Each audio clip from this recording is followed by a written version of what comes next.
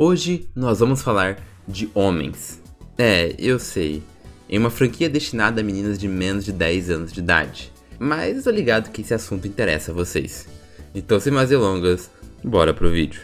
Inicialmente, os personagens masculinos não tinham lá muita relevância na franquia. Eles eram apenas um interesse romântico bobo que não levava a nada, ou um vilão aleatório mesmo. Com o passar das temporadas, os personagens masculinos acabavam ganhando um certo destaque em uma temporada ou outra, como foi o caso de S5 com Coco e Happiness Charge com Sage. Esse destaque maior poderia gerar a seguinte pergunta na cabeça de um fã: e se existisse um Cure masculino? Algumas temporadas, como Heartcat e Smile, imaginaram isso, mas tudo num tom de piada. Mas lá para 2017, as coisas começaram a mudar. Mas o que não muda é a minha gratidão pelos membros. Yatox, Otaku Brilhante, Edu e LBR, muito obrigado por apoiarem o canal.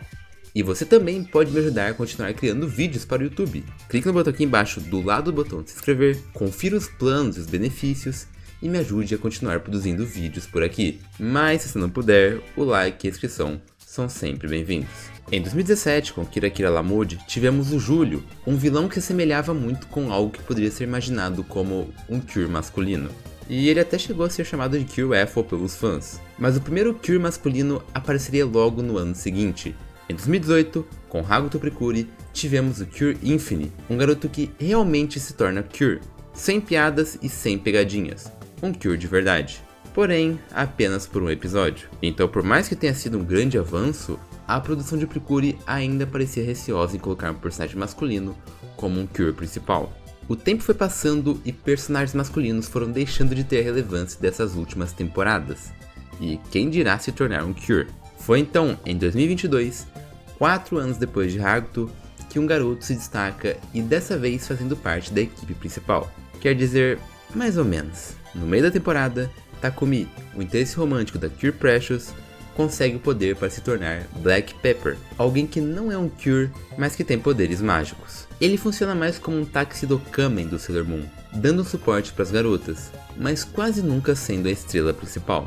E isso parecia ser o mais próximo que a Toei chegaria de dar destaque a um personagem masculino na franquia. Foi aí então que em 2023 fomos surpreendidos com Cure Wing, o primeiro Cure masculino integrante da equipe principal. E eu lembro que esse fato furou um pouco a bolha na época, e trouxe uma atenção negativa de pessoas dizendo que isso era bizarro, nojento e estranho.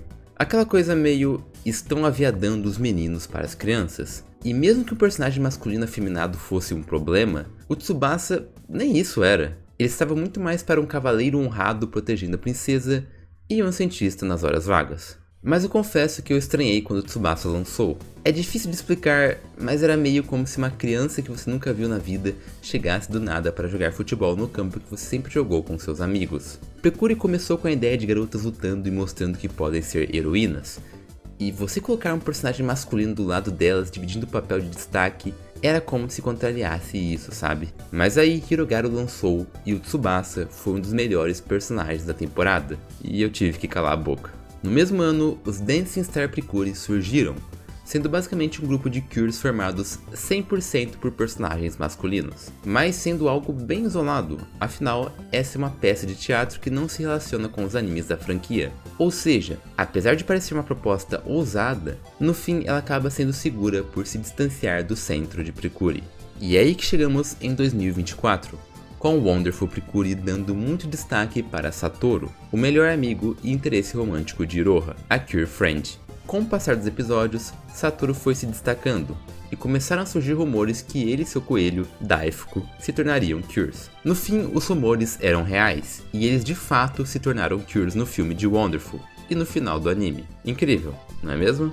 Na verdade não, porque eles apareceram muito pouco, tanto no anime quanto no filme. E eu até entendo eles não terem muito foco no anime, pra não atrapalhar o desenvolvimento das outras Cures, mas o filme era o lugar ideal para eles brilharem, e não foi nem perto disso. Eles são tão irrelevantes que nem nome tem.